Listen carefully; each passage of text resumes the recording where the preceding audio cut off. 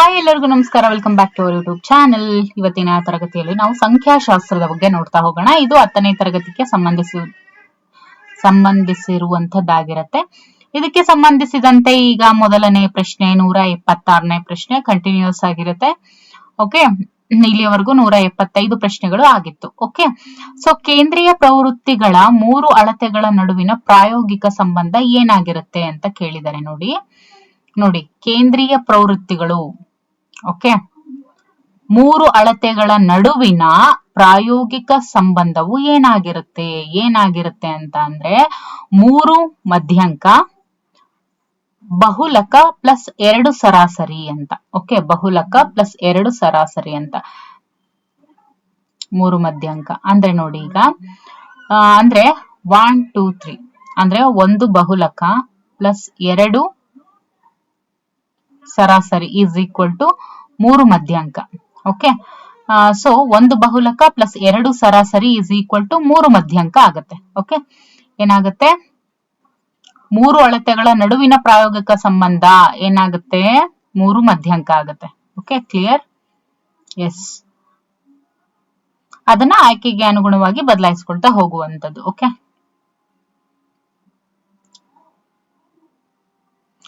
5, 3, 14, 16, 19 ಮತ್ತು 20 ಇದರ ಮಧ್ಯಂಕ ಏನು ಅಂತ ಕೇಳಿದ್ರೆ 1 2 3 4 5 6. ಸೊ ಇವಾಗ ಏನ್ ಮಾಡ್ಬೇಕು ನಾವು?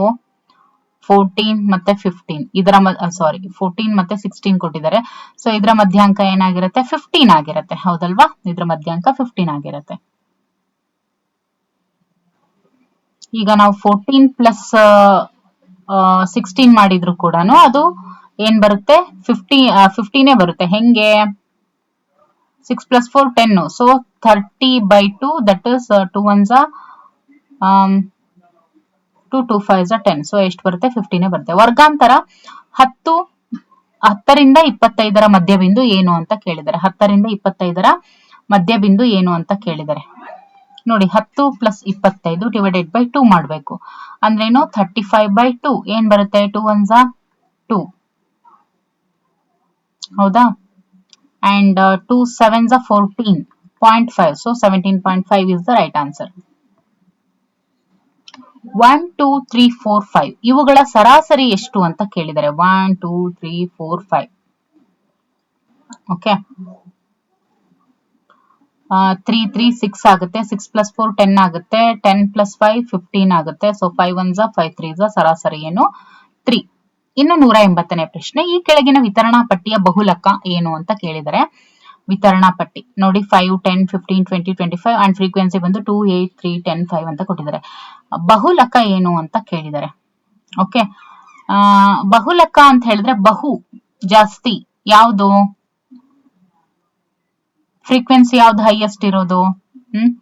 ಹೆಚ್ಚಿನ ಆವೃತ್ತಿಯನ್ನ ಯಾವುದು ಒಳಗೊಂಡಿದೆ? That is 10. ಹೌದಲ್ವಾ? ಸೊ ಹಾಗಾಗಿ ಸರಿಯಾದಂತ ಆಪ್ಷನ್ ಏನು? 20 is the right answer. Okay, 20 is the right answer.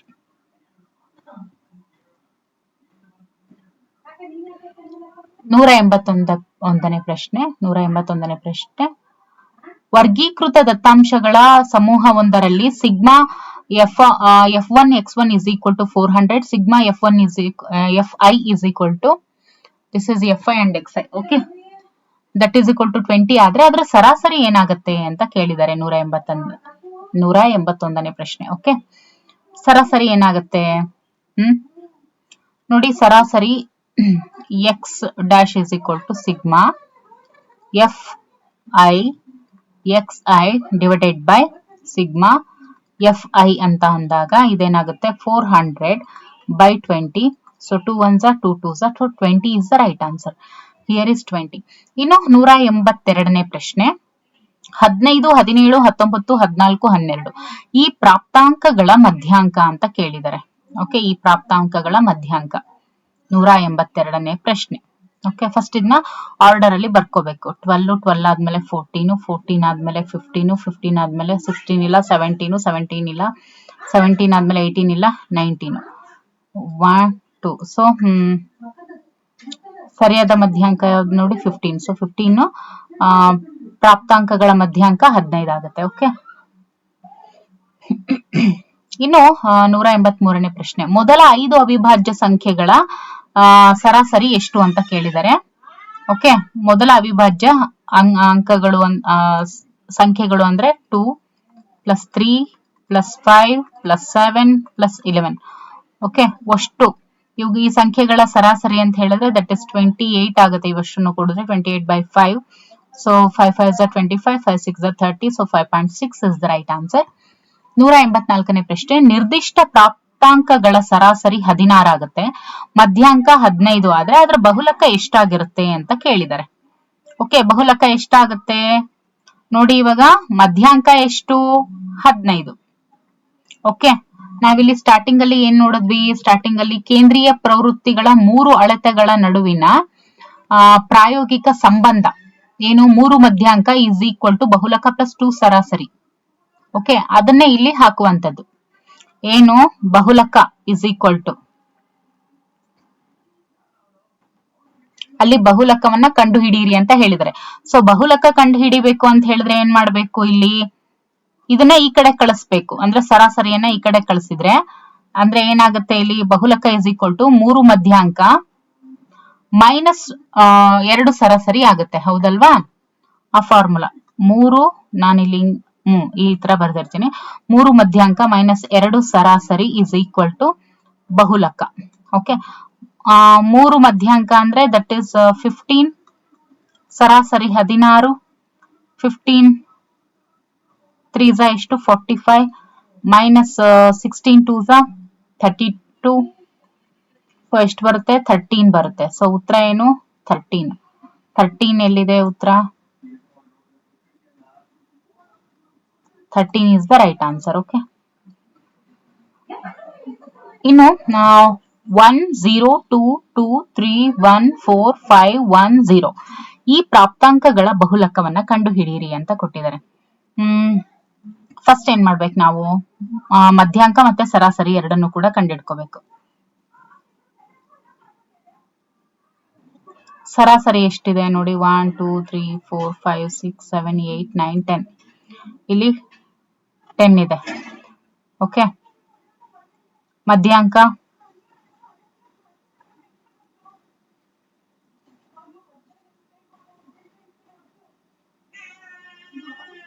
ಈ ಪ್ರಾಪ್ತಾಂಕಗಳ ಬಹುಲಕ ಅಂತ ಕೊಟ್ಟಿದ್ದಾರೆ. ಸೊ ಬಹುಲಕ ಅಂತ ಹೇಳಿದಾಗ ಇಲ್ಲಿ ನಾವು ಜಾಸ್ತಿ ಯಾವ್ದು ರಿಪೀಟ್ ಆಗಿರುತ್ತೆ ಅದನ್ನ ಇಲ್ಲಿ ತಗೋಬಹುದು. ಓಕೆ, ಇದು ಬೇಕಾಗಲ್ಲ ಅನ್ಸುತ್ತೆ. ಸೊ 185ನೇ ಪ್ರಶ್ನೆ. ಇಲ್ಲಿ ಜಾಸ್ತಿ ರಿಪಿಟೇಷನ್ ಆಗಿರೋದು ಯಾವುದು? ಸಾರಿ, ಹೈಯೆಸ್ಟ್ ಯಾವ ನಂಬರು?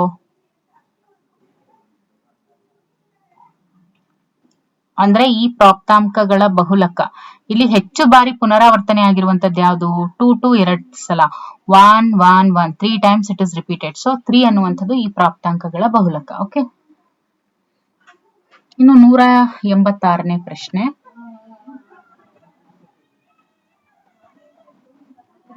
ಒಂದು ವಿತರಣೆಯ ಅಧಿಕ ವಿಧಾನದ ಓಜಿವ್ ಮತ್ತು ಕಡಿಮೆ ವಿಧಾನದ ಓಜಿವ್ ನಕ್ಷೆಗಳು ಬಿಂದುವಿನಲ್ಲಿ ಸಂಧಿಸಿದಾಗ ಅದರ ಮಧ್ಯಾಂಕ ಏನಾಗಿರುತ್ತೆ ಅಂತ ಕೇಳಿದ್ದಾರೆ. ಓಕೆ, 30 ಮತ್ತೆ 40, 30, 40 ಕೊಟ್ಟಿದ್ದಾರೆ. ಸೊ ಎರಡು ನಕ್ಷೆಗಳ ಛೇದನ ಬಿಂದುವಿನ ಎಕ್ಸ್ ನಿರ್ದೇಶಾಂಕವೇ ಮಧ್ಯಾಂಕ ಆಗಿರುತ್ತೆ. ಈಗ ಎರಡು ನಕ್ಷೆಗಳು ಇರುತ್ತೆ ಅಂತ ಹೇಳಿದ್ರೆ ಅದರ ಛೇದಕನ ಬಿಂದುವಿನ ಎಕ್ಸ್ ನಿರ್ದೇಶಾಂಕ ಏನಿರುತ್ತಲ್ವಾ ಅದೇ ಅದರ ಮಧ್ಯಾಂಕ ಆಗಿರುತ್ತೆ. ಸೊ ಹಾಗಾಗಿ ಈಗ ಎಕ್ಸ್ ಮತ್ತೆ ವೈ ಅಂತ ತಗೊಂಡಾಗ ಎಕ್ಸ್ ಅದು ಎಕ್ಸ್ ನ ನಿರ್ದೇಶಾಂಕವೇ ಮಧ್ಯಾಂಕ ಆಗಿರುತ್ತೆ ಅಂದಾಗ so 30 is the right answer. 187ನೇ ಪ್ರಶ್ನೆ. ದತ್ತ ಪ್ರಾಪ್ತಾಂಕಗಳಲ್ಲಿ ಅತಿ ಹೆಚ್ಚು ಬಾರಿ ಪುನರಾವರ್ತನೆ ಆಗುವಂತಹ ಮೌಲ್ಯವನ್ನ ನಾವ್ ಏನಂತ ಕರಿತೀವಿ? ಅದನ್ನ ನಾವು ರೂಢಿ ಬೆಲೆ ಅಂತ ಕರಿತೀವಿ. ಅದನ್ನ ಬಹುಲಕ ಅಂತ ಕೂಡ ಕರೀತಾರೆ. ಅತಿ ಹೆಚ್ಚು ಬಾರಿ ಪುನರಾವರ್ತನೆ ಆಗುವಂತಹ ಬೆಲೆ. ಇನ್ನು 50 ಮತ್ತು 20 ಇವೆರಡರ ಸರಾಸರಿ ಏನು? 70/2. 2 1s are 2 3s are 6 2 5s are 10. So 35 is the right answer. ಇನ್ನು ಇವುಗಳಲ್ಲಿ ಯಾವುದು ಕೇಂದ್ರೀಯ ಪ್ರವೃತ್ತಿಯ ಅಳತೆ ಅಲ್ಲ? ಮಧ್ಯಾಂಕ ಹೌದು, ಬಹುಲಕ ಹೌದು, ಸರಾಸರಿ ಹೌದು, ವ್ಯಾಪ್ತಿ ಅಲ್ಲ. ಇನ್ನು 11 8 9 12 ಮತ್ತು ಎಕ್ಸ್ ಗಳ ಸರಾಸರಿ 10 ಆದ್ರೆ ಎಕ್ಸ್ ನ ಬೆಲೆ ಏನು? ನೋಡಿ ಈಗ 11 plus 8 plus 9 plus 12 plus X ಮಾಡಬೇಕು. ಸೊ ಅದಿಷ್ಟನ್ನು ಮಾಡಿದಾಗ ಅಂದ್ರೆ ಈ 12 ಪ್ಲಸ್ 9 31, 12 ಪ್ಲಸ್ 9 31. ಓಕೆ,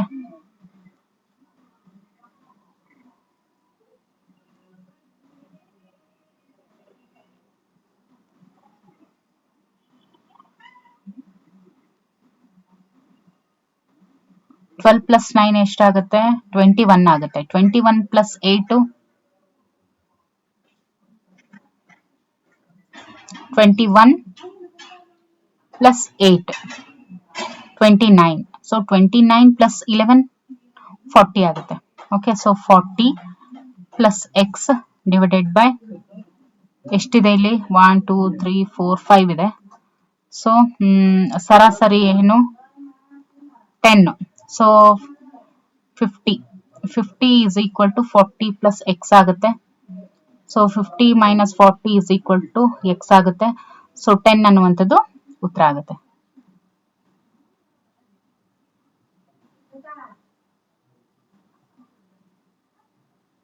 ಓಕೆ, 10 ಅನ್ನುವಂಥದ್ದು ಉತ್ತರ ಆಗುತ್ತೆ. 191ನೇ ಪ್ರಶ್ನೆ, ದತ್ತಾಂಶಗಳ ಸಮೂಹದಲ್ಲಿ ಬಹುಲಕ ಏನು ಅಂತ ಕೇಳಿದರೆ ಹೆಚ್ಚು ಬಾರಿ ಪುನರಾವರ್ತಿತವಾದಂತ ಮೌಲ್ಯ ಅಂತ ಹೇಳ್ತೀವಿ. ಇನ್ನು 192ನೇ ಪ್ರಶ್ನೆ, 16 15 17 16 15 ಎಕ್ಸ್ ಮತ್ತೆ 19 17 14 8 ಇವುಗಳ ಬಹುಲಕ 15 ಆದ್ರೆ ಎಕ್ಸ್ ನ ವ್ಯಾಲ್ಯೂ ಏನು ಅಂತ ಕೇಳಿದರೆ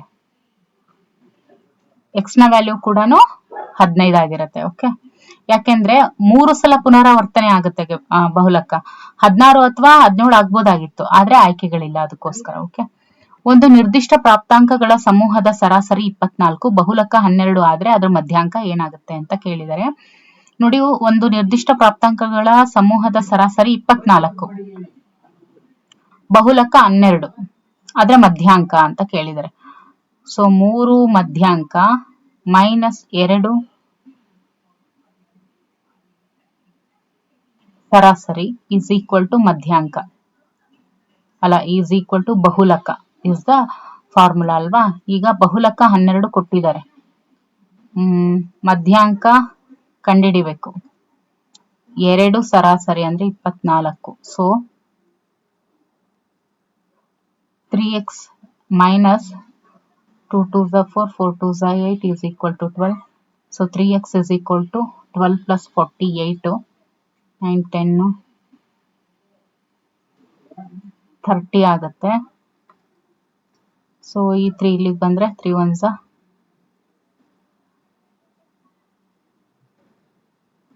this becomes 48 plus 12 60 ಆಗುತ್ತೆ. Okay, so 3 1s 3 2s 20 is the right answer.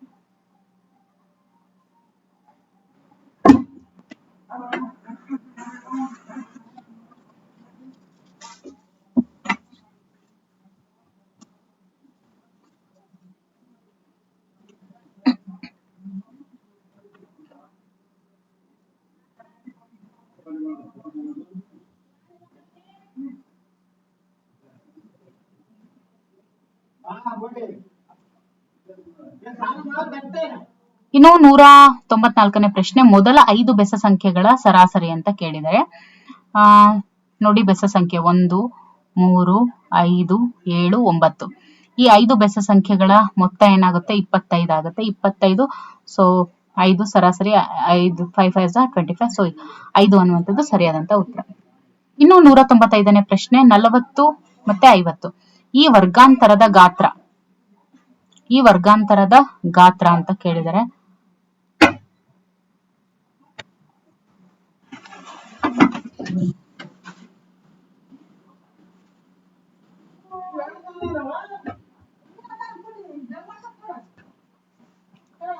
ನಲವತ್ತು ಪ್ಲಸ್ 50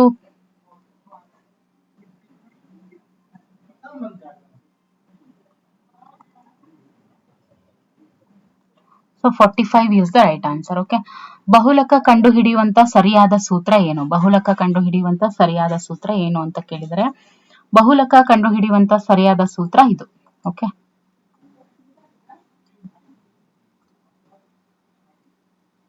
197ನೇ ಪ್ರಶ್ನೆ. ಕೆಳಗಿನ ವಿತರಣಾ ಪಟ್ಟಿಯಲ್ಲಿ ಬಹುಲಕವನ್ನ ಹೊಂದಿರುವಂತ ವರ್ಗಾಂತರ. ಬಹುಲಕವನ್ನ ಹೊಂದಿರುವಂತ ವರ್ಗಾಂತರ ಇದು ಹೈಯೆಸ್ಟ್ ರಿಪೀಟೆಡ್. ಸೊ 30, 40 ಇದು. ಓಕೆ, 198ನೇ ಪ್ರಶ್ನೆ. ಈ ಕೆಳಗಿನ ವಿತರಣಾ ಪಟ್ಟಿಯಲ್ಲಿ ಬಹುಲಕವು 30 to 40 ವರ್ಗಾಂತರದಲ್ಲಿದ್ದರೆ ಕೆಳಗಿನವುಗಳಲ್ಲಿ ಸರಿಯಾದಂತ ಆಯ್ಕೆ ಯಾವುದು? ಬಹುಲಕ 30 to 40 ಆಗಿದ್ರೆ ವರ್ಗಾಂತರದಲ್ಲಿದ್ರೆ ಸೊ ಸರಿಯಾದಂತ ಆಯ್ಕೆ ಯಾವುದು ಅಂತ ಕೇಳಿದ್ದಾರೆ. Okay, x is greater than 8 ಅನ್ನುವಂಥದ್ದು ದಿಸ್ ಇಸ್ ರೈಟ್. ಓಕೆ, ಯಾಕಂದ್ರೆ ಹೆಚ್ಚು ಆವೃತ್ತಿ ಇರುವಂತ ವರ್ಗಾಂತರವೇ ಬಹುಲಕವಿರುವಂತ ವರ್ಗಾಂತರ ಆಗಿರುತ್ತೆ, ಅದಕ್ಕೋಸ್ಕರ.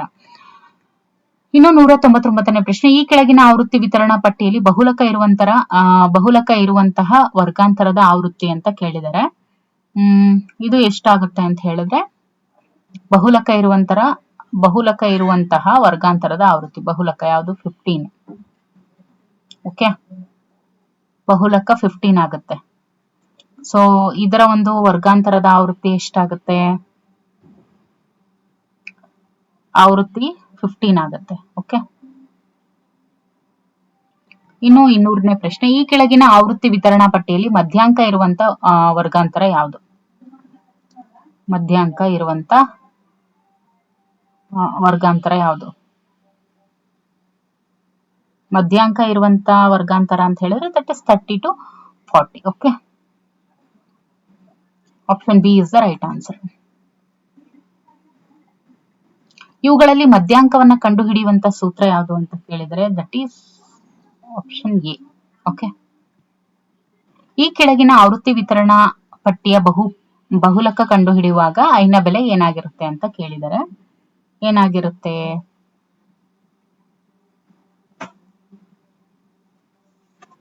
ಈ ಆವೃತ್ತಿ ವಿತರಣಾ ಪಟ್ಟಿ ಕೊಟ್ಟಿದ್ರೆ ಇಲ್ಲಿ ಬಹುಲಕ ಕಂಡುಹಿಡಿಯುವಾಗ ಐನ ಬೆಲೆ ಏನಾಗಿರುತ್ತೆ ಅಂತ ಕೇಳಿದರೆ ಇದ್ರ ಬೆಲೆ ಏನಾಗಿರುತ್ತೆ? ಯಾಕಂದ್ರೆ 50 to 60 ಇದ್ರ ಮಿತಿಯೊಳಗೆ ಅದಿರುತ್ತೆ. ಓಕೆ, ಇದರ ಕೆಳಮಿತಿ ಆಗಿರೋದ್ರಿಂದ ಈ ಐ ಇಸ್ ಈಕ್ವಲ್ ಟು 50 ಆಗುತ್ತೆ. Okay, so 50.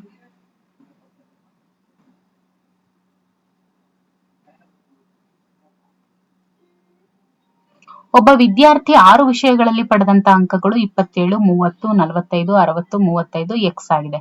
ಎಲ್ಲಾ ಅಂಕಗಳ ಸರಾಸರಿ 42. ಓಕೆ, ಸೊ ಎಲ್ಲಾ ಅಂಕಗಳ ಸರಾಸರಿ 42 ಆದ್ರೆ ಎಕ್ಸ್ ನ ಬೆಲೆ ಏನು ಅಂತ ಕೇಳಿದ್ದಾರೆ. ಓಕೆ, ಎಕ್ಸ್ ನ ಬೆಲೆ ಏನು? ಸರಾಸರಿ ಎಷ್ಟು? 42. Okay, 1 2 3 4 5 6. So 27 plus 30 plus 45 plus 60 60 plus 35 ಇದಿಷ್ಟನ್ನು ನಾವು ಆಡ್ ಮಾಡಿದಾಗ 197 ಬರುತ್ತೆ. So 197 plus x 1 2 3 4 5 6. Okay, 6 2s 12 24 25. So ಇದೇನಾಗುತ್ತೆ? 252 ಆಗುತ್ತೆ. So that is equal to 197 plus x. Okay, so 252 minus 197 is equal to x ಆಗುತ್ತೆ. ಓಕೆ, ಅವಾಗ ಏನ್ ಬರುತ್ತೆ? 12 ಅಲ್ಲಿ 7 ಹೋದ್ರೆ 5. Okay, 252 minus 197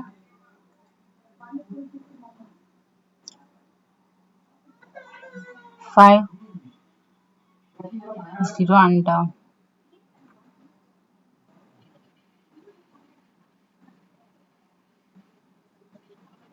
5.